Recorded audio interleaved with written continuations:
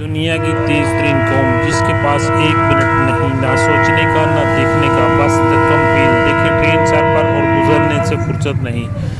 अरबों खरबों का कर्जा न जाने कैसे चढ़ गया। ख्याल करें अपना, अपने बच्चों का और सोचें कौम का, मुल्क का। पाकिस्तान जिंदाबाद। देखें जिंदा मिसाल, न फाटक है और ना कोई रोकने वाला, और ट्रेन कितनी फास्ट तेज़ी के साथ अपना सफ़र तय कर रही है और गुजरने वाले गुजर रहे हैं।